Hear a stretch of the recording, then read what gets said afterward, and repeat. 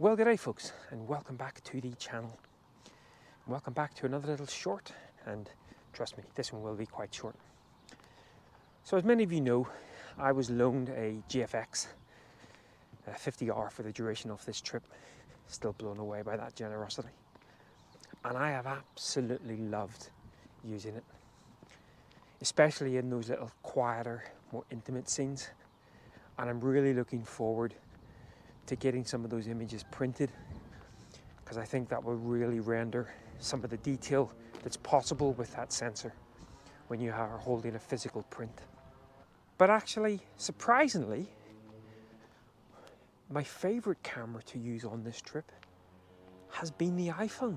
Now perhaps that's not surprising to most of you. You know that I love using my phone, and that has been exactly the case during these past 9 weeks here in France and a little bit in Belgium.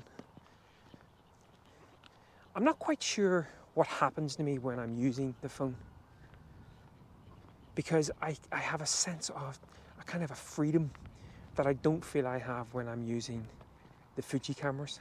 And it's not just with the image making, but actually the whole process, the editing.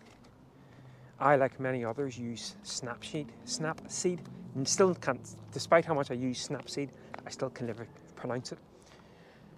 And of course, for anyone who has used Snapseed, you know that it's very preset driven. And that's not something that I would ever really consider doing with the Fujifilm files. And I'm not quite sure why that is, because some of the results that I get with the presets and with Snapseed and a bit more of a liberal approach, I actually really like the end result. Maybe I should start to sort of take some of that workflow and apply it onto my Fujifilm sort of workflow. But yeah, I have a real sort of sense of freedom when sort of run and gun shooting with the iPhone, and I just love using it. On occasion, I'll get back from a shoot and I'll kind of be cursing myself a little bit that I didn't make an image with the main phone or with the main camera. I only got it with the phone. But I comfort myself in the fact that at least I had the phone and at least I have the image itself. Now, of course, one of the drawbacks that you have with the phone is print. Now, I can quite comfortably print, and I'm quite happy to print sort of an A4 type image using the iPhone. I'm sure you could print larger as well, but for me, I think an A4 style print is that sweet spot. Now, of course, if I wanted to print something bigger, I could just do a little bit of a panoramic and stitch the images together. And in fact, this image that I'll throw up here, this is it ended up being a 35 megapixel file, and actually looks really, really good printed. I've printed this up to sort of A2 size. So that would be the only drawback per se, but I absolutely love using the phone. And in fact, some of my favorite images of all time I've actually made and processed on the iPhone. A couple of those are actually for sale on my print store as well, and I'm pretty sure that there's going to be a couple of images from this trip that end up in my portfolio and end up on my print store. This, sadly, is our last day in France.